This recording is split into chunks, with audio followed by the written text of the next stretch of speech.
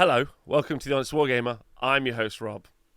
Recently, Games Workshop have released the Battle Scroll update for Age of Sigmar, which has included points changes, not many, and also some rules changes for some of the armies in Age of Sigmar. This leaves us in a great position where we get to guess at what the future meta is going to be. I'm recording this on a Monday with the Twitch chat. Normally, every Monday, I do the Age of Sigmar Stat Center, but because the Age of Sigmar Stat Center isn't going to go this week, because all the events that happen on the weekend are based on old points and old rules and all that other stuff, it's time for us to kind of predict the future meta. So hopefully this video will be kind of a review of where the meta was and what armies we're seeing play and how they were working, because I do this every Monday. And then what they might look like in the future, maybe with some ideas about some army lists that could happen in the future. And to to finish this off finally, if you do have any army list ideas or any meta trends you think are going to exist, then please do leave them in the comments below. Right, before we get into the tier list, what we're going to judge this on is the ability for an army to go 4-1 or 5-0 at an event with players of a similar skill level. Well, we'll talk about other points around that as well. I think that's going to be an important kind of thing to chat about in addition to these things. Some of these things are dependent on a single army list and not just the whole book as a whole. So that's also worth going to be discussing as well. I think that's going to be really, really handy. Okay, all right, time for the chat to start picking out different army books and talking about them and put them in positions. This is how I'm going to run it. The chat get to decide what we're going to do and which book we're going to do first. Which you got to choose an army, and I'll give you kind of my thoughts about how it's going to go and what it was like. So time for the chat to pick. I'm excited. Stormcast Eternals. Okay, Stormcast Eternals. Where is their book? Right, okay. So Stormcast Eternals didn't see much play in the last 3 months, which is the first 3 months of a year-long GHB. Earlier in the edition, they did see a lot of play from a variety of different builds. Probably the most famous one was Dracothian Guard, as well as things like Fulminators and also Long Strikes featuring. But with a variety of different targeted nerfs, they've kind of come down a little bit, and their popularity has waned massively, specifically because of a load of weaknesses. Specifically, everyone in the game kind of has ward saves now, but then also we now are getting into the stage of the game where we're getting abilities that take ward saves away. So Stormcast Eternals, who at best can get like a 6-up ward save or a 5-up ward save with Gardas, aren't in the best position. That said, though, I feel like that there are some really strong elements in the Stormcast Eternals book. It's a very wide book. There's lots of different units, with lots of them not being particularly good, but there's going to be some very interesting builds. Probably the best thing that's happened recently is the Annihilators came down points. So I think people are talking about they're thinking about the ability. Oh, that's what I meant to say. Sorry, let me prefix this. I should prefix this whole kind of meta because Owen in the chat has pointed it out to me, and that's really important. The meta right now is defined by the 8 battle tactics from the GHB and your book battle tactics. Games Workshop have started to release balance updates in Battle Scrolls where they're giving away other battle tactics to armies that aren't performing well. We call these pity points. Your army's not very good, here's 2 pity points. So it's a battle tactic that's just free to do.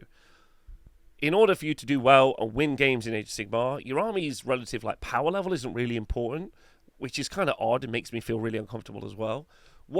The way that your army will win is your army will have the ability to score 5 easy tactics, and the less tactics that you have to score to engage with your opponent, the better.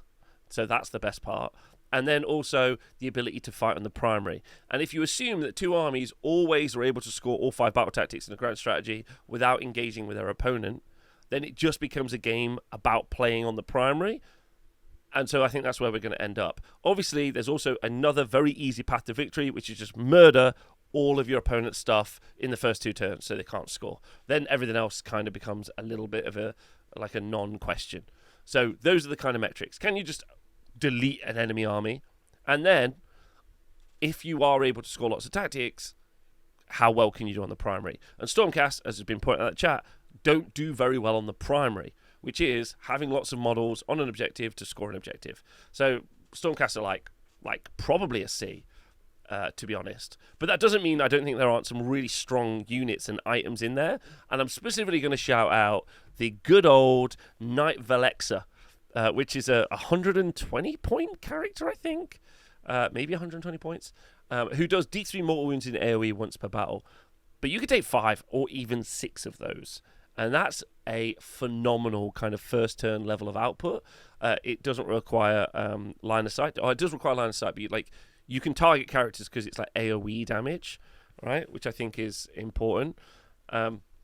Yeah, the Jacobo special. And I actually think that the Jacobo special is coming back. Annihilators got cheaper. In fact, I'm currently in the process right now of building 21 Annihilators, 5 Alexa Banners, an Imperator, and some Liberators. I feel like I don't necessarily think that's a 5-0 list, but I think it's a fun list, and I think it's, fun for me. But it's going to be really strong, and it's going to do loads of interesting stuff. Might be really good inside teams. Could be really effective. There are some other kind of shout outs as well. I don't think the big dragons are terrible, but battle tactics are hard, and primary is even harder with Stormcast Eternals. So that's where I'm at with Stormcast. All right, next unit chat. Right, shields or Grandhammers. I'm going for shields on the Annihilators specifically because they're cheaper. They're 150 points versus Grandhammers, which are 50 points more. You can just spam so many, which is important. Cities of Sigmar. Okay, Cities of Sigmar. Cities of Sigmar, I think, is an army that is not broken, but I think is very strong. It has the ability to compete on the primary, which is good. It has very easy battle tactics if you lean into doing humans. I think it's going to be weak to specifically Seraphon, but strong into KO. So it's, I think it'll be a list that you see, an army that you see in teams. I think there are a variety of different lists as well. There's the very obvious human build with lots of handgunners. Then we move into Dark Elves, and I think you're going to see all of the 4-up ward save Blackguard, see lots of play. This is a brand new book that's only just come out, so I'm not really talking about what it was like. I'm only going to talk about what it's going to be like. So we're going to see lots of Blackguard, do lots of fighting, counter charges, and then Tenebral Blades, which is a spell just deleting stuff, which I think is fun. You might see a mixture of the two. You might see stuff like Cavaliers and Steam Tanks. You might see loads of Chariots as well from the Dark Elf range again, which I think is fun. So I think it's very good, but I think a Magic Dom will shut down two of the most important parts. City's book, if we're breaking it down, really relies in two different places on spells. It relies on the Warforger to do the spell that does AoE mortal wounds for the humans, and it relies also on the Dark Elf Sorceress to be able to do Tenebral Blades. So being able to shut that down really will reduce their effectiveness. It won't reduce the effectiveness of Blackguard, which is just flat 4-up ward save, incredibly good. So I think that's there, but I don't think it's broken. It's also not wholesale fast. It doesn't delete your army on the first turn. It doesn't do a prodigious amount on the first turn. It does good. And maybe the Fusiliers will be better than I think. I don't know. But I don't think it's oppressive, which is what S stands for. S stands for oppressive. So I think that's what you're going to see. All Fusiliers, humans, or you're going to see a bunch of Blackguard, Corsairs, obviously, and you see Chariots as well. Charybdis is a great unit. Okay, what's the next unit, chat? What's the next book? But I think A. I think it's going to sit in A. It's especially going to sit in A as soon as the Pontifex changes points. I think the worst situation I've seen recently is someone suggesting putting the Pontifex in Seraphon. Hate that idea. That's very strong. Daughters of Cain. Daughters of Cain, great army. Okay. All right, so Daughters of Cain. A, maybe S. Maybe S, but A, definitely. Daughters of Cain are incredible at scoring the secondary. That army list literally builds into being able to do battle tactics. So battle tactics, pretty much 5 out of 5 without engaging. And then the primary. So obviously lots of people like building Marathian the Bow Snakes, but you can play melee snakes just as well, as we've seen a couple of times already in the GHB just gone. So this GHB, we've seen multiple 5-0s with Daughters of Cain. And I'd argue that this is a high A, because the Witch Elf build is also very, very good. Like, you can fight on the primary really well. You've got lots of bodies. I honestly think that Daughters of Cain are really good. So you're either looking at loads of Witch Elves with a Cauldron, or you're looking at Morathi and some fighty snakes. But either way, I think they're strong on the secondary, like very, very strong, almost auto, and then bosh, off we go with the primary, and I think they're good on the primary too, because the way that they deal the way that they deal damage is by obviously doing combat, and so when they get into combat, they're normally fighting on an objective, and they're normally winning control of that objective in that activation. So I think that's an A. Next one, chat. That one's easy. Okay, I thought the Shooty Boys were just good on their own. Makes sense, yeah. I know there's little synergy, but it's the only reason you can't put some shooty humans in an elf list. I think all you're doing, if you do that, is you're maybe splitting the difference between the two. You know, you're adding support elements to one half of an army and support elements to another half of an army, where you just put support elements for one portion, for like a whole army, like all humans. Nighthorn. Okay. Well, it depends who's playing. If it's Nate Trentinelli, then it's a whole different conversation. If it's Nate. Okay, so Nighthorn. Nighthorn are interesting because I still think that they're going to struggle on battle tactics. I think that's going to be a problem, and I think they are going to, because they do have some problematic battle tactics. Their grand strat got changed with the pity point update in the latest battle scroll update. They have a lot of bodies on the board, which is fun, but they ultimately don't have an amazingly fast army, so they don't run across the board and cause an issue for their opponent. Also, they just don't have anywhere near as much recursion as some of the other armies do. Like, some of the other armies have got an amazing amount of like healing. They either heal whole units or they heal like half a unit. Like, there's a lot of recursion, and they just don't have that as a thing. And their main trick, if there is a trick, is like charging into units. And some armies are really playing kind of a standoff game with units that are faster. So I think that they struggle on the board presence. When they do set up in kind of like into the mid board, they do end up in an okay position. But I just don't think that they have the sustain, which is kind of their thing as well, over the course of a battle. So I think like a B. Do I think that they're better than Stormcast? Probably not. But no, I don't think they probably are. I mean, Harridan's got cheaper, but I think the Harridan thing is a meme in many ways. I don't think they're better than Stormcast, so I'm going to put them here. I'm going to put them in C. Ultimately, I think they're okay on the primary, like holding objectives, but battle tactics is definitely where they fall down. I'm going to say I don't think that they're. I think Stormcast have got the potential to win more than Nighthorn do. Okay, all right. What's the next one? That's the next one. Hey, listen. By the way, these are just my thoughts. Happy to be wrong. Also, if it's Nate Trentinelli playing, S. So there you go. Like, so that book has got the potential to 5-0 multiple times, especially under the right leadership, right? Hassan Cho, thank you for subscribing for the first time. I love that. So I'm going to put them in C. Trug. Oh, Gits. Okay, Gits is still a great army. Really solid. They've had several nerfs. Where are Gits? Gloomspike Gits. Okay, so Gloomspike Gits, in their previous incantations have always been about Jaws of Mork. Obviously, there's also been Trog lists, which we've seen do as well. Even the cheeky couple of Spider lists, which have been really, really fun.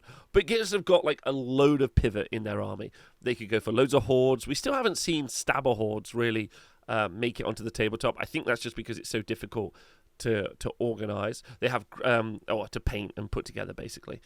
They've got loads of recursion, loads of units heal. So they've got great board presence. They're great on the primary, really solid on the primary. They've got great sustain, so their tempo is really good across the course of a game.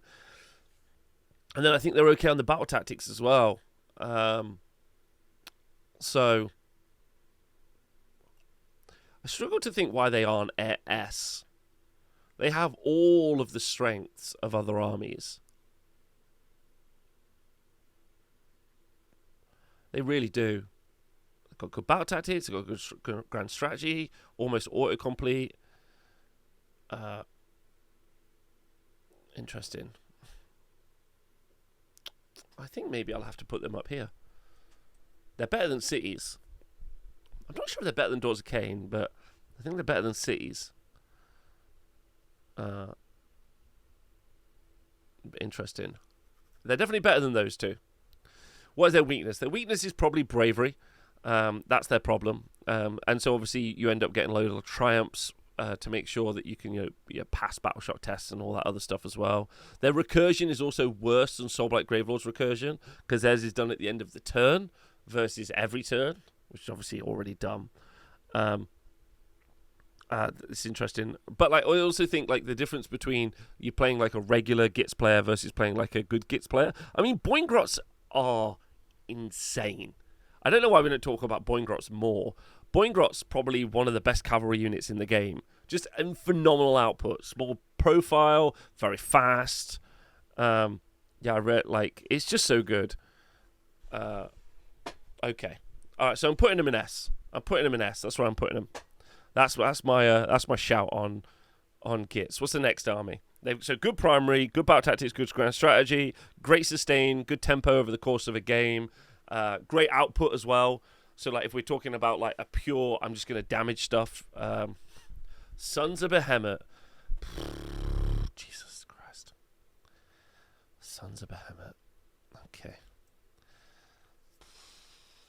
If I say D, maybe they'll just, no one will play them. That's what I want. Okay. All right. That's what I hope. But that isn't like where their power level sits. But I hope. Like, I don't even want it to be an army. So, like, I'm tempted to leave it out because I don't want it to be an army, but that's an emotive response. They're definitely here, I think. Like, A to B. I really do think that. They're very matchup dependent. They're still what we call a damage per turn check, a DPT.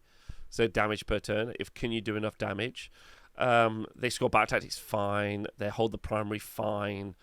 Obviously that's their main skill set, is holding the primary. Exactly. I think they struggle to hit the 5-0, but they can 3-2 and 4-1 a lot. Which is kind of interesting.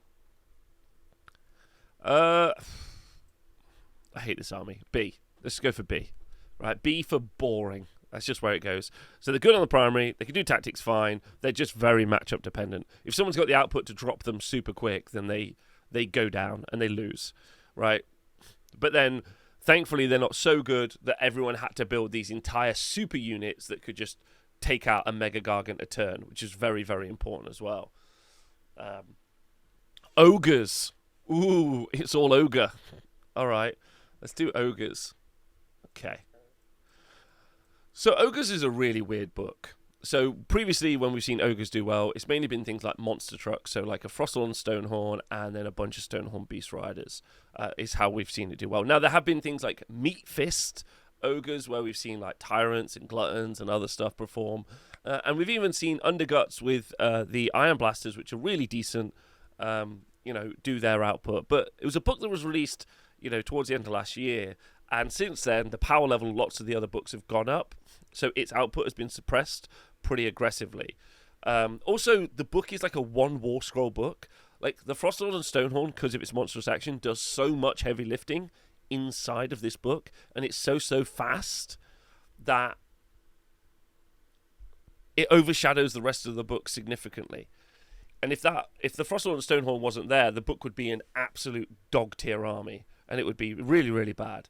The internal balance is massively off. Gluttons should be like 200 points for 6 or something like that. They're so criminally expensive. Iron Guts could really, or they need to have a 4-up save with Iron Guts having a 3-up save to make them comparable to things like like Warriors and Chosen, or Brutes and Ardboys, or something along that regard would be really good as well. But it's a really monosyllabic army.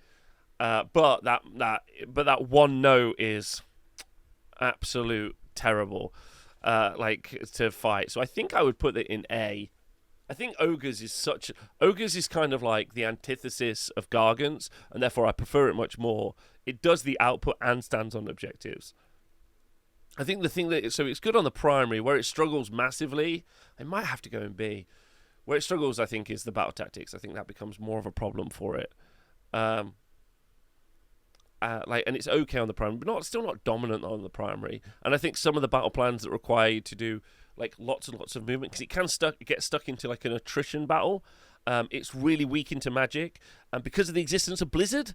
Like, Blizzard is, like, which is ironic. Like, how ironic is it that Blizzard, which is obviously a spell you can cast which does 4d6 mortal wounds, has caught up the story for the ogres, if you're not aware, is that they're perpetually running away from a blizzard, right? Is just getting absolutely smashed by Blizzard. And I think that really ruins them as an army. Thank you to D&D Oddjob for resubscribing. 8 months of great content. Thanks very much. Hopefully years more. So Blizzard wrecks them. Like a 65-point wizard could lift maybe 1,000 points of ogres in 3 turns. And you really struggle to counteract that as an ogre player, I think. So I'm going to put them in B, specifically because of Blizzard, actually.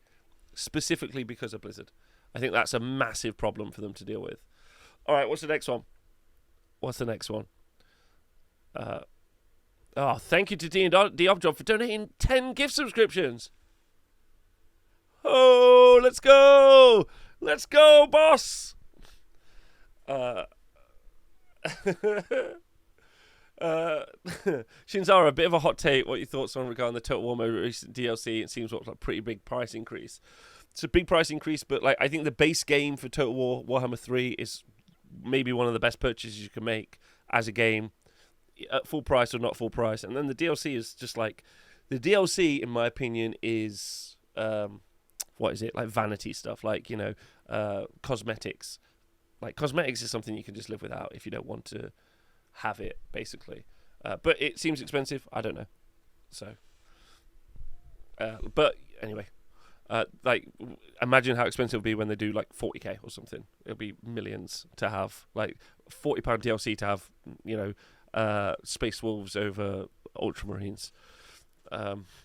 So what's the next one? Glotkin. Rate Glotkin. Glotkin's a model. You mean Maggotkin and Nurgle. Okay, Nurgle. 5-up ward save. Their playstyle is their attrition. They get in the middle. The playstyles that we've seen do well with... that's okay, so Nurgle have had a massive resurgence over the past 3 to 6 months. And those...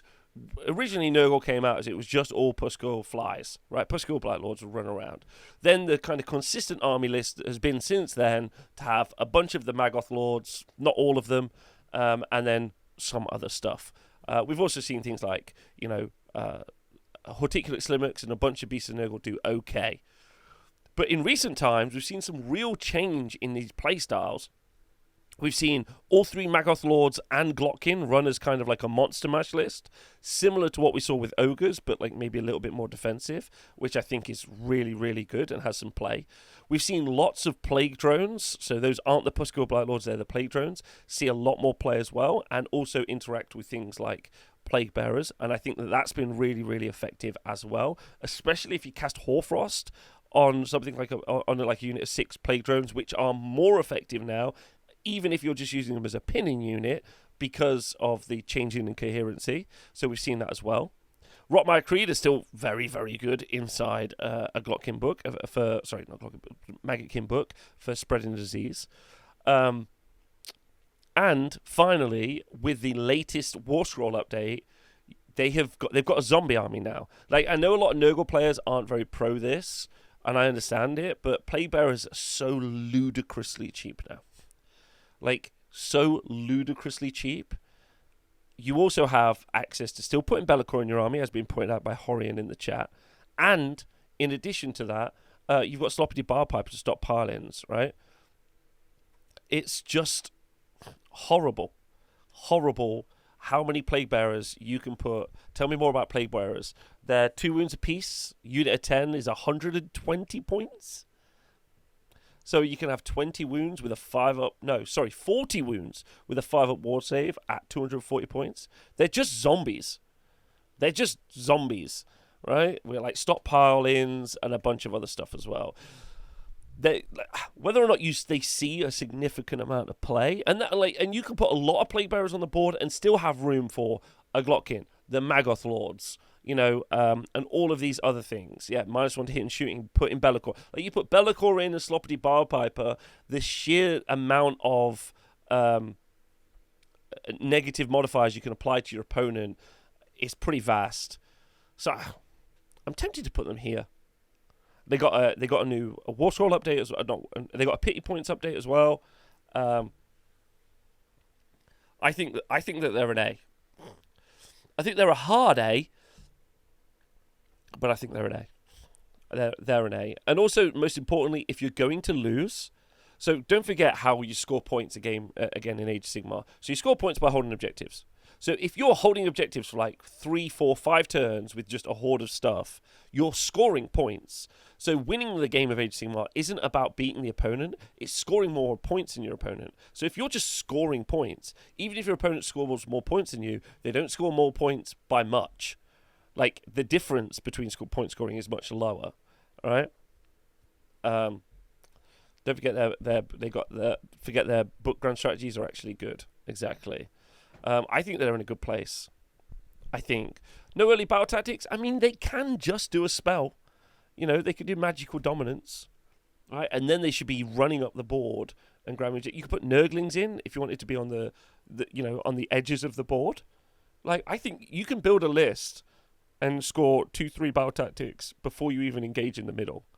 But you should be running onto the middle straight away at the beginning of the game, in my opinion. So, and also you could just put Rotmire Creed behind all the plague bearers and just start dishing disease out like it's going out of fashion. I think Nurgle are good. I'd be tempted to play Nurgle, but it just sounds like a misery to play. Like, it doesn't feel like you're doing anything dynamic, so I'm not overly interested in doing it myself. What is the question? What's the next one? What's the next one, chat? That's where I'm at. Like, Seraphon, sharks, Ironeth Deepkin. Okay, we'll do Ironeth Deepkin. Okay, so Ironeth Deepkin is not a well-balanced book. The Thralls and Reavers don't see much play. The Reavers are outmatched in range and output from other armies. Thralls just have a very embarrassing save, so they're a weak combat block. Back tactics can be a little bit harder, and they have 0 sustain. Before anyone tells me, Rob, you can actually return Thralls. I know you can return them, but you don't have sustain. Sustain is measured by like there has to be like a chart, and you unfortunately you haven't sustained your place on the chart. Anyway, yeah, they don't have like the recursion that other armies have. But that said, I think Alapexes are a vibe. I think you can run loads of Alapexes. You could do a ton of damage. I think Eels aren't good. I don't think, you've still got the Slap King, which is pretty decent in the right situation. Are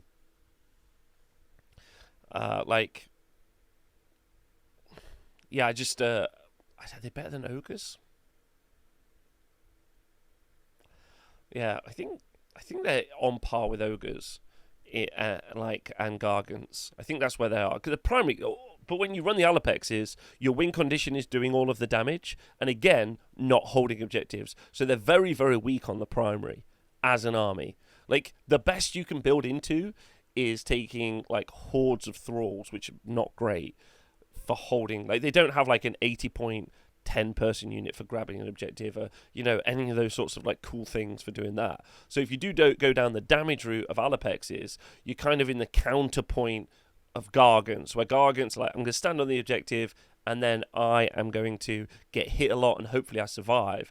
With the Alapex build, it's really about doing all of the damage into a singular place on the board and then being able to rotate a flank or kind of push that way. So I think Alapexes work in that same build as Ogres, and kind of they work the opposite way to Gargants. So I'm going to put them in B. I think that's it. But that's specifically because the Alapex build only, and everything else. If Alapexes weren't in there, I'd drop them to C, maybe D. That's where I'd put them. Iron Jaws. Okay, so I've got Uruk Warclans as one book. Suck it, nerds. And okay, right. So if you're not aware, Games Workshop released an Uruk Warclans update recently, but also, most importantly, they did a picture talking about new Uruks. None of those pictures featured Bone Splitters. Bone Splitters, in my opinion, are a dead army. Like, they're going to get squatted out of the game in 4th edition, so I'm just not going to talk about Bone Splitters. If you're a Bone Splitters player and collector, I'm really sorry that they're going to squat your army. That fucking sucks. Like, and I empathise with you, and I'm really sorry. That is lame. Yeah, especially as I think they add quite a lot of narrative, and I quite like some of the elements of it. I love the shamanistic vibe. I quite like, like trolls or taurens from World of Warcraft, so that was really cool. It would be fun to get that vibe back. But RIP. Yeah, and in the chat and also in the comments, pour one out for the Bone Splitters. So then we just focus on Iron Jaws and Cruel Boys, and I guess Big War.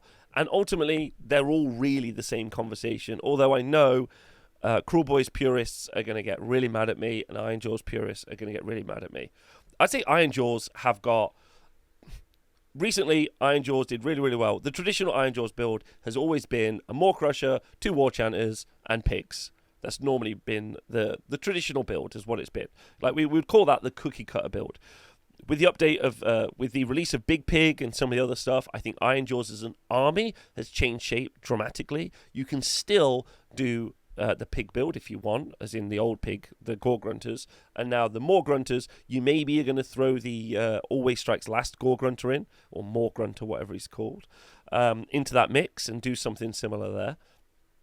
Also, there's a completely new build in there, I think, with loads and loads of Ardboys on 3-up armor saves, doing mortal wounds, good recursion, lots of healing, with counter charges from, I think the new Ragers are really good, or whichever one of the 2 naked new units of 3. They're so cheap, and their output is absolutely crazy inside Iron Jaws. Give them +1 damage. You can make them run really fast. I think they move 4. Obviously, you can big wire them, so that means they move 8, and then they can run and charge. So that's going to give them a 14-inch threat range before they charge.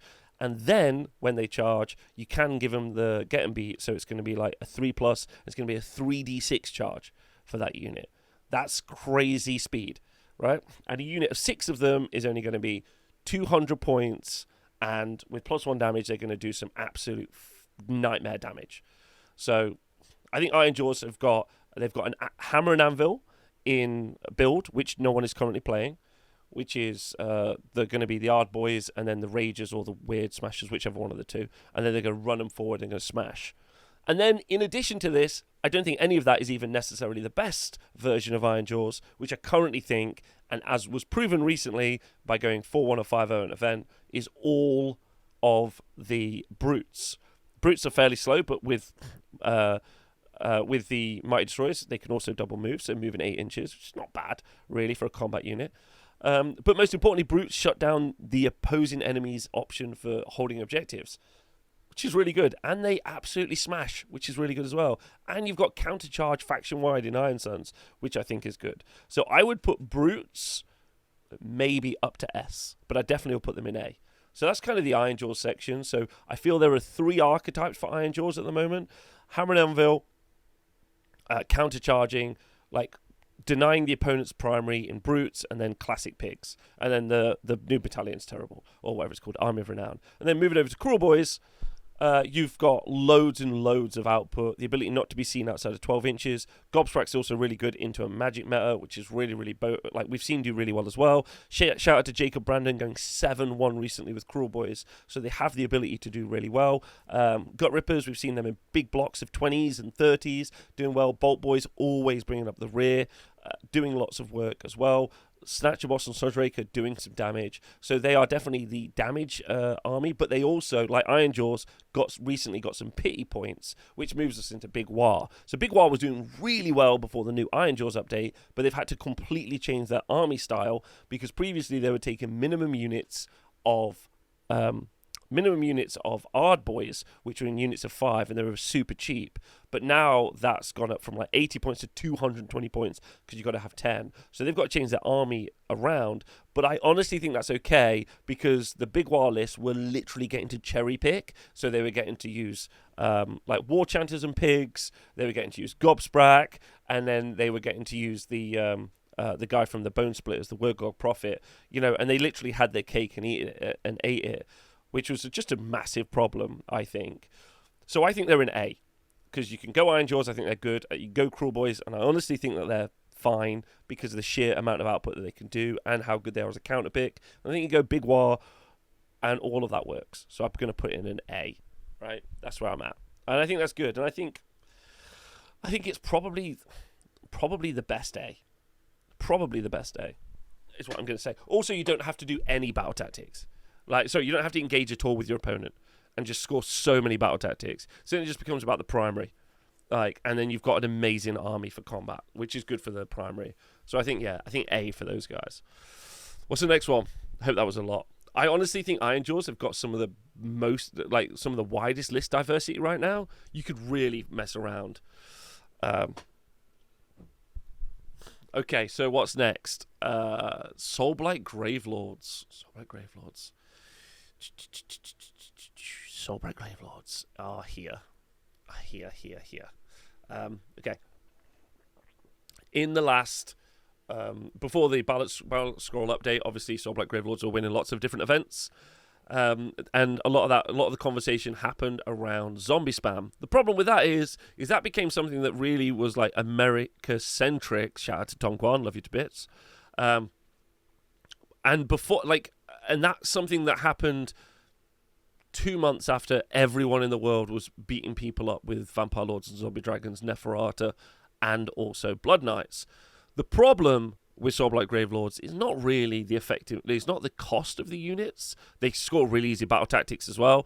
That's fine. They're good in there, and they're great on the primary because they've got lots of models. But the problem with this army is, and will always be till it gets changed, the recursion. They get to heal. So with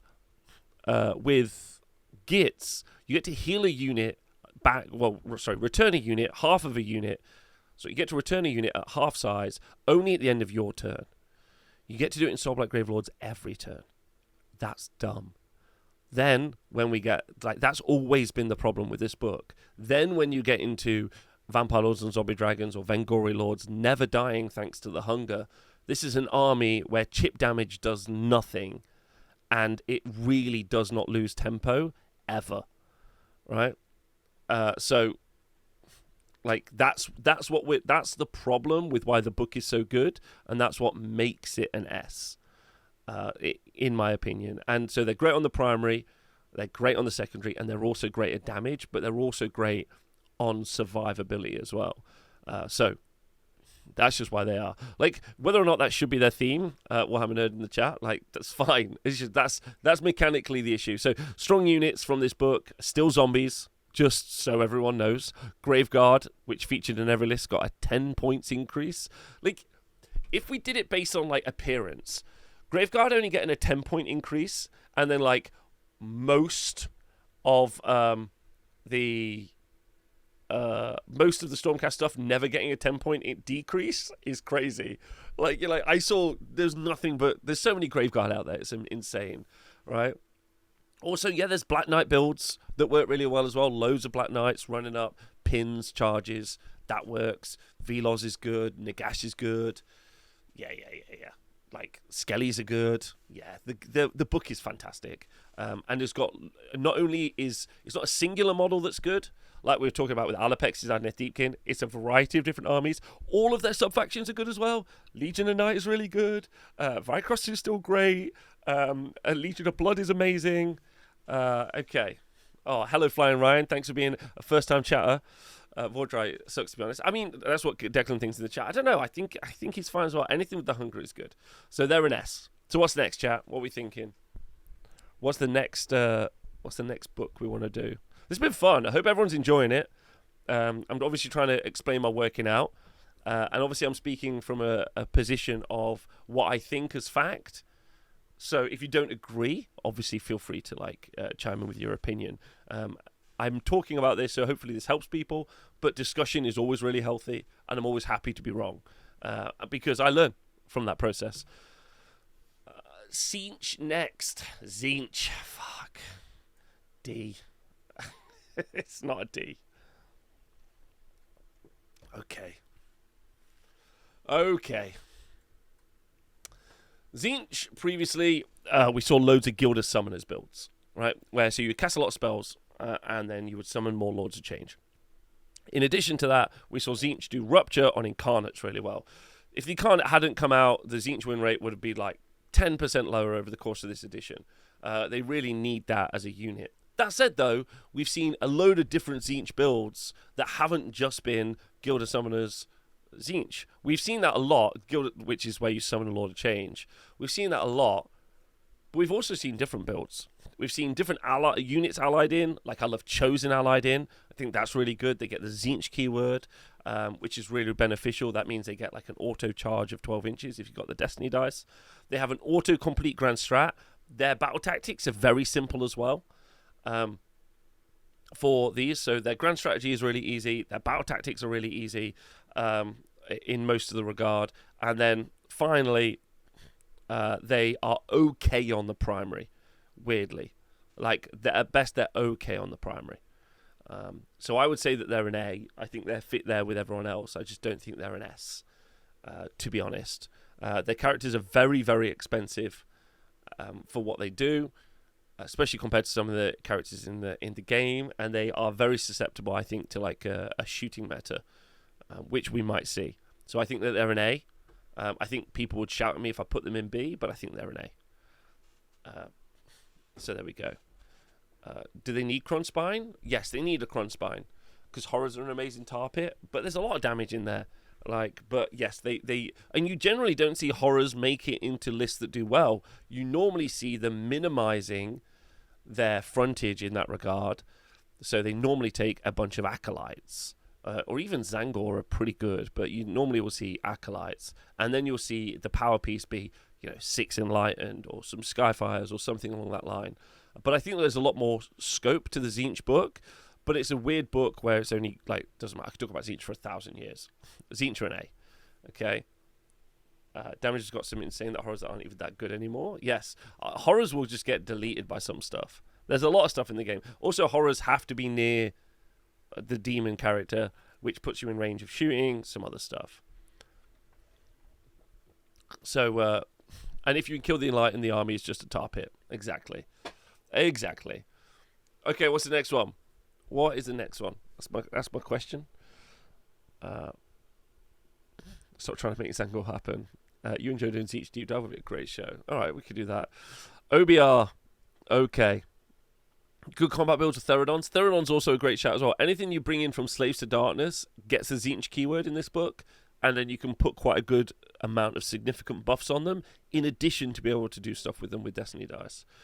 OBR. Okay, so OBR in the last, before the Battle Scroll update, were a menace. Specifically because Catacross gives everyone +1 to hit and +1 save, and then Immortis Guard in the army would be able to heal, like a unit of 6 could be battle line, and then you could heal up to 4 of them in a hero phase, and they had a 2-up armor save, 5-up ward. Catacross is making units -1 to hit. They have nerfed the healing in OBR significantly, but that wasn't the only OBR build that did well. Catacross, and also shout out to Swaggy Shadow Sword, love that guy, big tall drink of water, running loads of Death Riders. We saw Death Riders do really well as well. We saw Crematoriums lists do well, that weren't just the sub-faction that ignores all spells, Null Myriad. So we traditionally always saw Immortis Guard in Null Myriad with Catacross, but we saw other tournament wins with Death Riders and other stuff in both Mortis Praetorians as a sub-faction and also Crematoriums. Then, in the Battle Scroll update, they've dropped, so they've ruined the healing for Immortis Guard, but they have pivoted to making both the Mortek Crawler and also the Mortek Guard much cheaper. So that means that they're going to be absolutely great on a primary, in my personal opinion, and I think their battle tactics are fine. So, I think that they're in a good spot. And people seem to have forgotten that Mortek Guard aren't skeletons. Mortek Guard are amazing in combat. Like, with Bludgeon, for pluses to Rend. Like, Mortek Guard are really, really good, right? And then the Harvester, while they've changed how it works a little bit, if you don't kill all the Mortek Guard, which is easier said than done, Harvester will start to return Mortek Guard back to that unit. So they've also got some pretty good recursion. That said, I'm not sure if they're an S or an A. The real question is going to be, this is kind of the pivot of the meta right now. This is the point, because we're going to jump straight from this to Seraphon, because this is kind of meta defining. Soulblight Gravelords in there as well. Soulblight Gravelords are a damage per turn check army when they were zombies, but other builds do apply, right? OBR ignored all of the damage coming out of Seraphon. These are kind of the unholy triumvirate, if you want. And I guess Gits are in there as well. So OBR ignored all of the damage coming out of Seraphon because they were in Null Myriad. If OBR drop off because no one wants to take loads of Mortek Guard, where I think you can take, again, I think you can take like 70 Mortek Guard, as has been pointed out in the chat, right?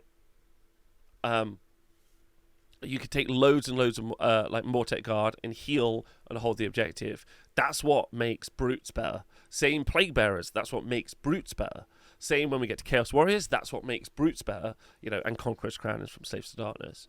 So OBR, if they do pivot, if they drop off the meta, then Seraphon are about to spike.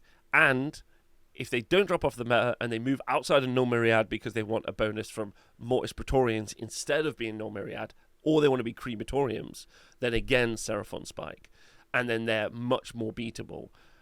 So I think Mortek Guard are going to stay inside Null Myriad, and you're going to end up with just the same style of army as you had with Immortis Guard. You're just going to get them inside Mortek Guard instead, which I think is good.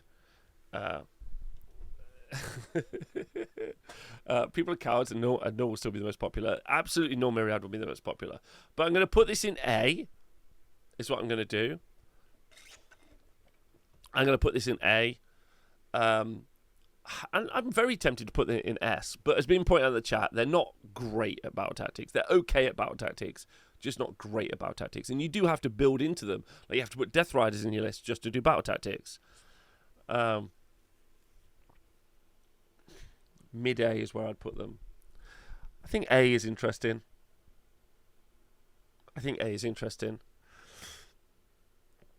Mortek Guard is good. Like, it's a lot of Mortek Guard. Like, with +1 save.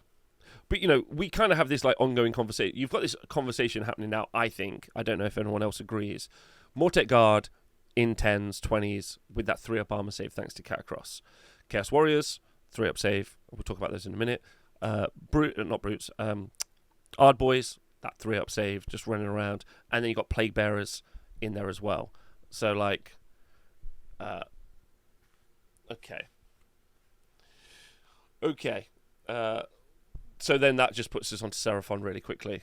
There are 2 Seraphon builds. There is Coalesced, where you are running loads of dinosaurs, and you're running Saurus Warriors, and Agrodons, and I think that is an A army. I think that's so good. I think that's like an amazing army. Really, really good. And if I was going to play Seraphon, I would probably play that. I think it's a little bit of a headache for absolutely everyone to play, and is very, very good on the primary, which I think is a benefit to them, right? The problem is that the other, and that's an A book.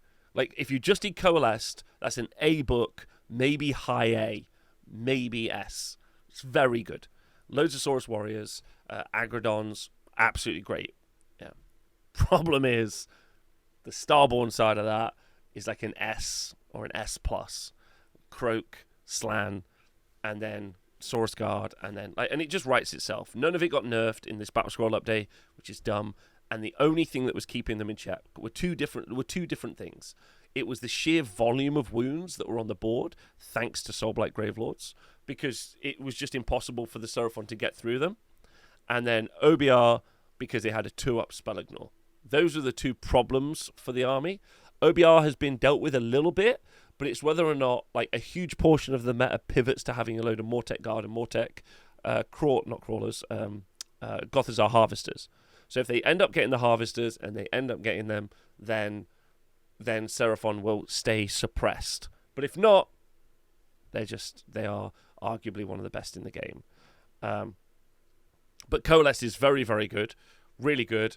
But I can off the top of my head probably quote you the Starborn version of the list, which is Croak.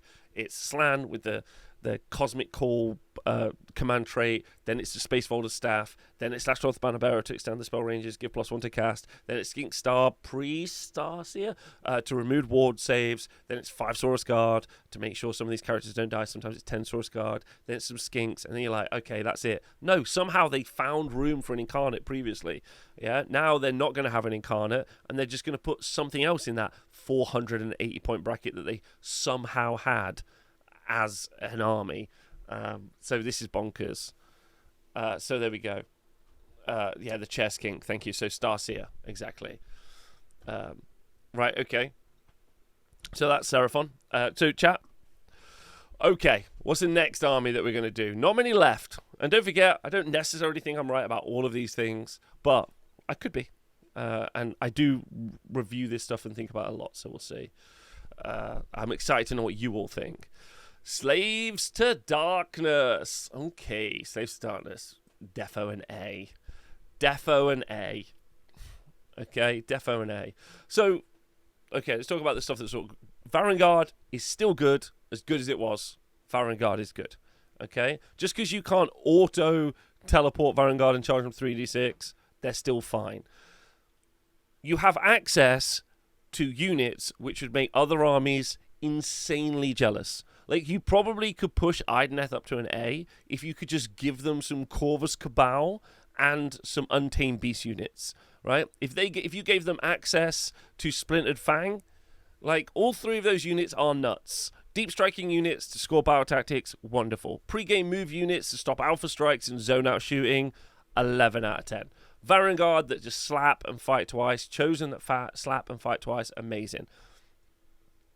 The big update that we've seen is the fact that we've had the Chaos Warriors go down to, in my opinion, crazy cheap numbers, like 180.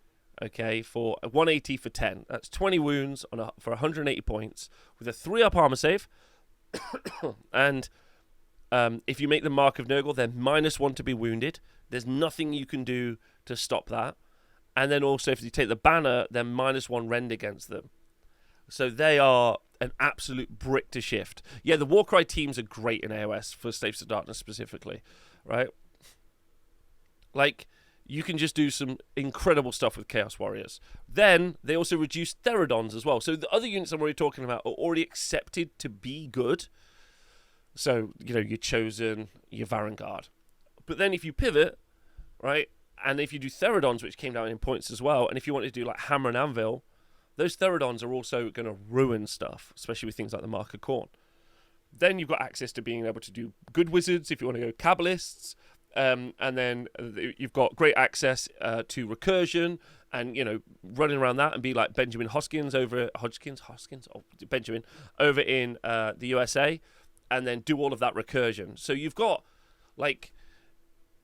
so many options as a book, like, to build into. And I think one of the things that I've seen a lot of Slave Darkness players do is just be a bit greedy and not spend, like... So the Cities of Sigmar list I've been writing, I've spent nearly 300 points on 2 units of pre-game move, like infantry. 300 points. If I was to do that in Slaves of Darkness, it would cost me 160 points. Okay? For the same price, I could also then add in my 2 units of Corvus Cabal, and then I've got like some deep striking units as well. You've got so many options for Slaves of Darkness. It's definitely an A. I just think that they're greedy. So primary, they're really good, and secondaries maybe more difficult. But for army like power, so damage and survivability, especially on the primary, I'm going to put them in an A. And you could do some amazing output in this army as well. So A, absolutely an A, in my opinion. All right, next. What's next? Everyone said they want me to do. Everyone wants me to do chaos. The battle tactics is kind of... Yeah, the battle tactics are the harder part for Slaves to Darkness. Can we have Slaanesh? I honestly... Great question. Love. Thanks for letting me pick Slaanesh.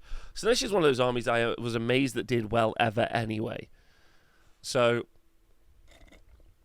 They've got some really interesting kind of like army dynamics, but the book is actually pretty shallow.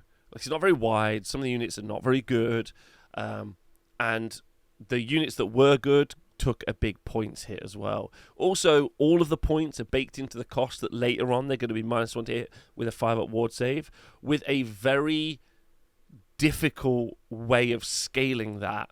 And then they also lose fairly aggressively in the matchups that they pair badly into, which I think is interesting as well. Like, so the book isn't well balanced internally, and then you're being shoehorned more and more into a singular, like, attempted playstyle. That said, though, you've seen people do, like, so the old playstyle, just for everyone at home, was like Blitzbarb Archers. I mean, it was Blitzbarb Archers and other stuff, but sometimes it was 80 Blitzbarb Archers.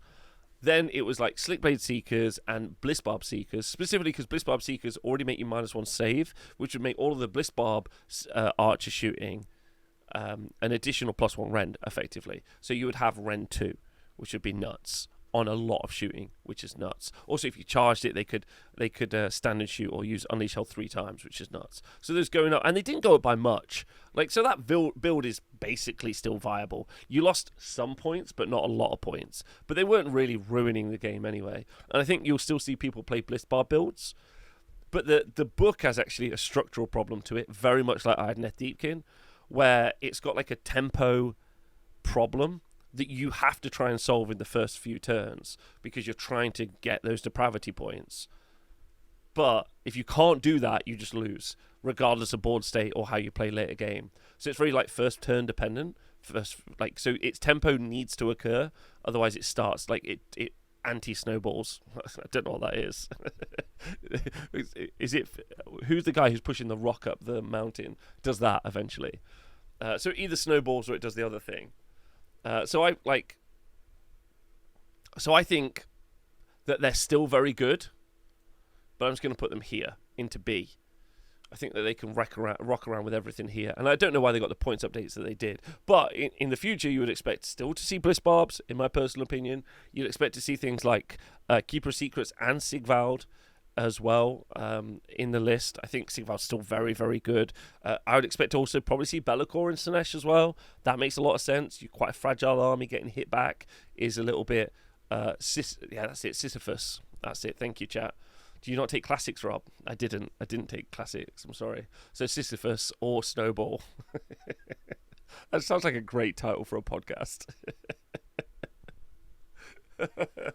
Thank you to Scott B for resubscribing.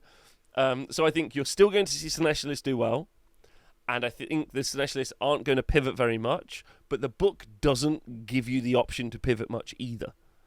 So that's going to be something interesting there. Okay, what's next, chat? I think about the ancient Greeks daily. Me too. The Romans and the ancient Greeks every single day. That's me. KO. Okay. KO. Kharadron Overlords are a great army. Solid.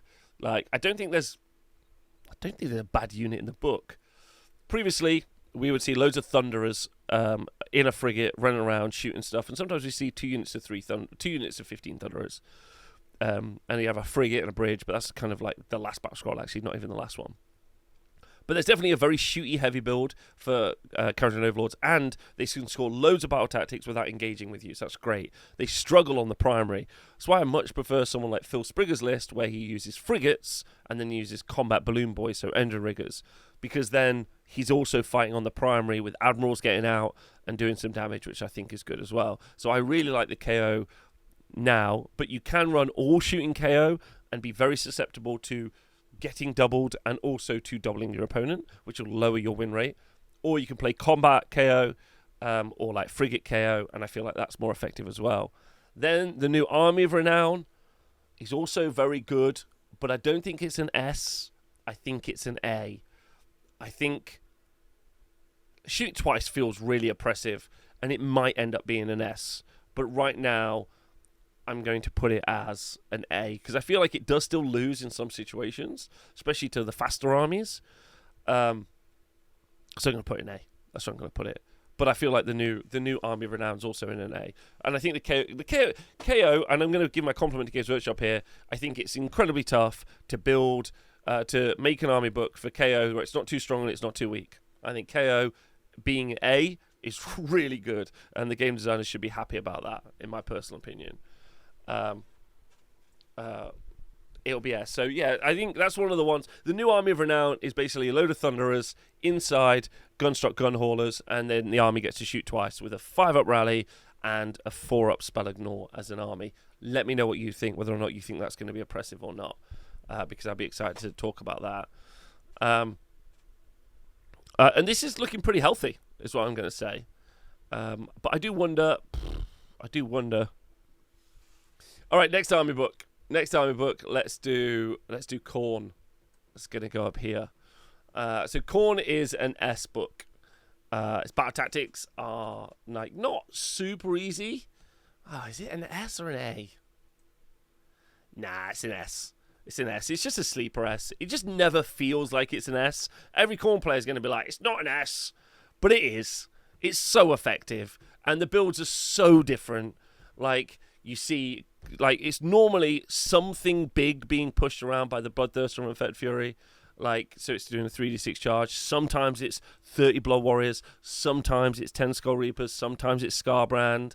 Like, sometimes it's something else. It's a harder army to play at an S. But it absolutely can do the job. It's got Spell Ignores. It completely shuts down combat and shooting thanks to Blood Tithe. It's good on a primary. It's got like late game shenanigans. Its tempo's okay. Yeah, it's an S. And that normally looks like a Bloodthirster with the Argath King of Blades and that other thing that makes it a priest, whatever that is. And then it's some stuff. It's some priests for doing Bloodbind and for doing Bronze Flesh and everything else. And it just is so effective. It shuts down combat really, really well, especially if you know how to build a Khorne list well as well. For instance, if you just have 3 Blood Crushers or some Mighty Skull Crushers, those things can just pin whole armies up every hero phase with a Blood Tithe and just ruin whole turns. Throw Be'lakor in there to do additional blue control, pinning block movements. Khorne is really good, really, really good, and a lot of it's to do with how its abilities work and its units as well. I guess they've got a 2-up armor save unit. That's amazing. They've got units that just delete other units like Scarbrand. That's great as well. They've got murder rolls. That's really good. It's very, very good.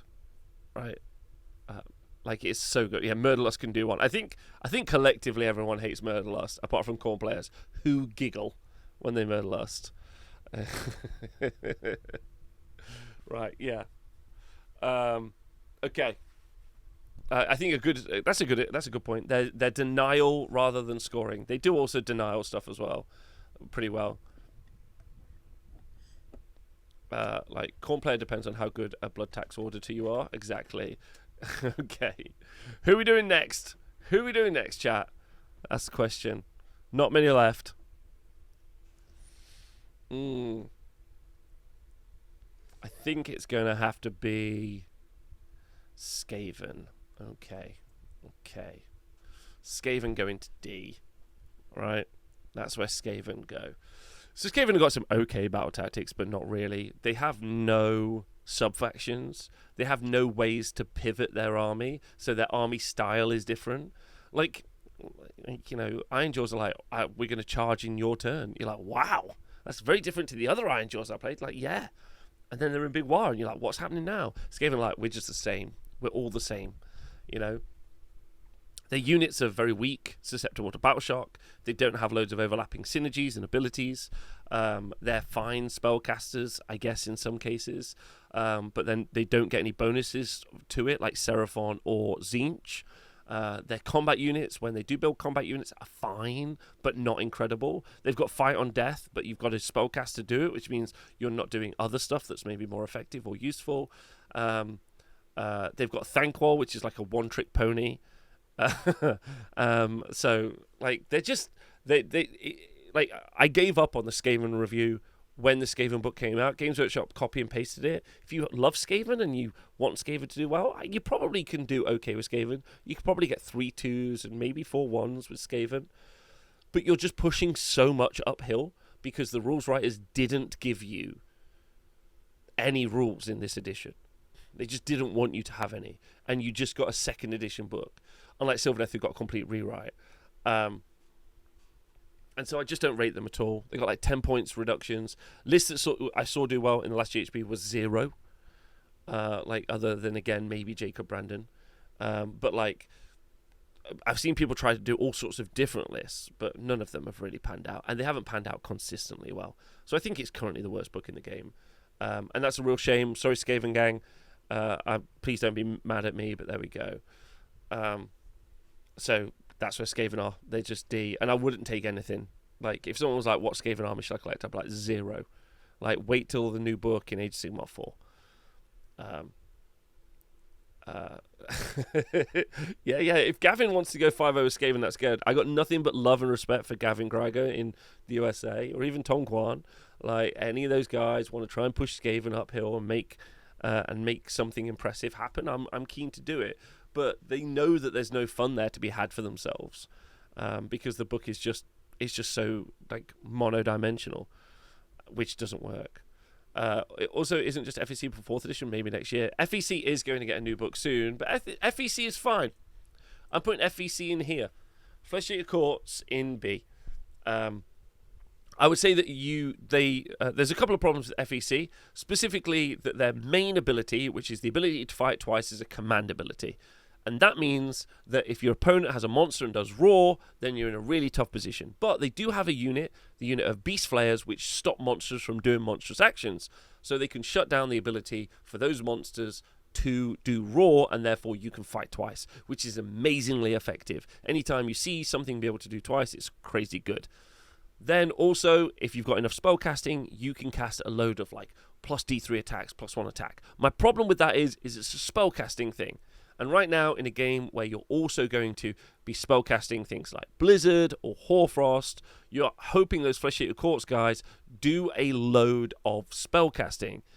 And then with the amount of Primal Dice that's in there, you only really need to shut down a couple of key spells from Flesh Eater Courts to shut down their effectiveness. That said, they've got cheap bodies. You start off with like a 2,500 point army because you summon 500-ish points of free stuff, which is really, really good. You can get some okay healing in here as well, especially with the Chalice, which is really effective. And you can do some amazing combat, which is really good as well. I just think that sustain is a bit of a problem for these guys, in my personal opinion. And then battle tactics is also a bit of a struggle as well. In there, and then and things like Terrorgeist, Ghoul King on Terrorgeist, which once were the fear that people had, suffers the same problem that Ogres suffer, and that's 46 mortal wounds just lifting off your wizard, like your combat piece in a turn, like just yeeting it off. And also, the Ghoul King on Terrorgeist and Stonehorns are my perfect example of why Blizzard should have been nerfed more aggressively. Both those two models are 500 points-ish. They're going to run across the board and charge into something and try to murder it. Right behind that thing they're going to try and murder, whether or not that's a screen or something else, is going to be a wizard that does 46 mortal wounds. And that is just mega uninteractive, because those models and units can't do anything but run at those units, because that's how the board state works. If my whole army is in one little block inside a 12-inch bubble of my wizard, and then you as the monster, either Stonehorns or Flesh Eater Courts, run at that army, yeah, and I just 46 mortal wound off your guy, you've not won that interaction at any point. Yeah, Blizzard should be like 3-inch range. Like that's how close it should be. So Flesh Eater Courts are there, but they're not in a bad spot, I want you to know. Okay, only a few left. Ooh, these ones are getting a little bit more difficult. Now, I want Beasts of Chaos to be A.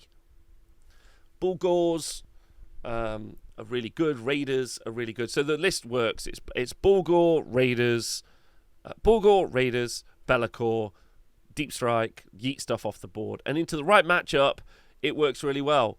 Seraphon, it works quite nicely into that. But some of the big the armies it has a big problem with, so that is going to be your Gloomspite Gits, because there's too many wounds on the board. You Soulblight Gravelords, because there's too many wounds on the board, so you damage per turn. The Beast of Chaos army is great if you ended up in an elite meta where you're just trying to kill like a couple of units and just take them off, like 2 or 3 trading pieces. But when it's loads of stuff and looking at what the future might be, which is going to be hordes of Mortek Guard, hordes of Plague Bearers, shoot twice Kharadron Overlords. Although they might be okay with Kharadron Overlords, but standard shoot twice is pretty rough, so maybe not.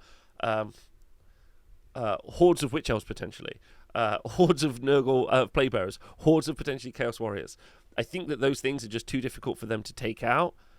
And then even the Raiders don't do much into them because it's good armor saves and it's good recursion.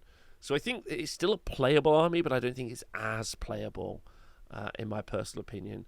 And I think some of the other armies are just going to wreck it. So I'm going to put it in B, and I think that's a really healthy place for it to be. I think a good skilled player can obviously do really well with it, but I just don't think it's an A or an S in there as well.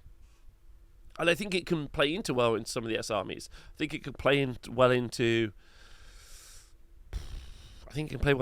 Iron Jaws. I think it could play well into Tzeentch and Seraphon. It can't play well into. I don't think it play well into Khorne, Soulblight, Geertz, OBR. I think there's some problems there, in my personal opinion. Right. Always wondered how different tier lists would look for a fun rather aspect than a tournament viability. Oh, we could do that. That's a fun tier list idea. Okay, so then we've got Fire Slayers. I'm gonna put Fire Slayers in B. I think Fire Slayers are fine. I think they're a good combat army. The Flamekeeper still does really well. The new release of the Grimhold Exile, which is a support piece, obviously double that up with the Flamekeepers, can make a very fast, very aggressive combat army into the mid-board, which is going to be really, really hard to fight with some armies. And it can go toe-to-toe with some of those big bricks. It's got good damage per turn, which I think is really interesting as well. And it's a much faster army than the army used to be. And it's an army that likes fighting. And a lot of the stuff in the top of that meta there generally likes fighting. Apart from KO, Seraphon are a tough match because they can do a lot of mortal wounds and splash damage, especially to Fire Slayer heroes, but they do have a Spell Ignore, which is good as well. They have good rally, obviously, from the Battlesmith as well, on high price units, which I think is good. They're okay on the primary, and I think they're okay on battle tactics, so I'm going to put them in B, which I think is good. And then we've got Lumineth Realm Lords. So traditionally they've always been Teclis and Sentinels. That's how the entire army is played. But they did have a massive update just in both the Alarith, well, not both in, but in the Alarith, so the Stone Mountain, Stone Guard, and the Stone Mountains getting better in combat, like reducing a lot of rend, which I think is really nice. They got a ward save when they're on objectives as well, so they're great on that primary in that regard as well. They did get an update where some of their support characters now can add primal dice to their deep thinker ability, which is also really good as well. And I think that really helps them in a lot of ways. So I think they've had a lot of buffs in the latest Battle Scroll update. You didn't see them see lots of play previously. But without Teclis, they're an army without a 5-up ward save, which is a bit of a problem. And all of those spells that we talked about require someone to do some spell casting. And there's a lot of anti-casting in this army as well, which I think is good. There's some good units, like the Twins are really good at the moment. The Light of Artharian is really good as well. But as soon as you take Teclis out of this list, the army becomes a lot more dynamic, but I don't know if it's got the strength to be that dynamic. So I think that they're okay in B, I think is where they're going to be. Which is fine. I just don't think I've seen people really I don't think the book really can push outside of Teclis as a book and Sentinels, because it's all kind of like OBR, where it's all about the casting the spells to do the stuff. I don't know. I think I'm going to put it in B. That's where I'm at the moment. And Sylvaneth.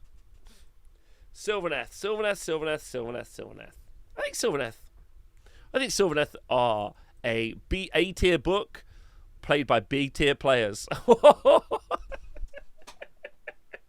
Whoa, let's go! Sylvaneth are Beasts of Chaos, but better, but it's really hard to play, right? Bang, bang, yeah, got him. Insult right there. I think if you get a good Sylvaneth player, right, they play really well. And they're very tough to deal with. I think Alariel's fine, although obviously she can get blizzarded off, which is a problem. They got some points reductions. I think the Lady of Vines is good. We know for a fact that Tree Lords ended up being really, really good in Oakenbrow, which is list we saw previously. I think the Butterflies are fine as well. I don't think they suck very much. I think that they're very good. Like they're just a very, very high skill cap army to play. I think that they're very tough. So Tree Lords would be like Tree Lords as battle line in Oakenbrow, and then Durthu for deleting stuff with Strike and Fade, which is really good as well. It's really nice to see Sylvaneth moving away from the clutch of using like Spike Swarm Hive and also the Battle Mage from Cities, and instead realise that their army is actually really, really fast. Hello Ziggy, hope you're doing well, baby. Can we get some love for Ziggy in the chat? Make sure he's okay. They're very fast. They're a very fast army, and then they strike and fade, which I think is good as well. The Warsong Revenants, nuts. That's really good. I think they're an A army, and that's my tier list. That's it. I'd love to know what everyone thinks.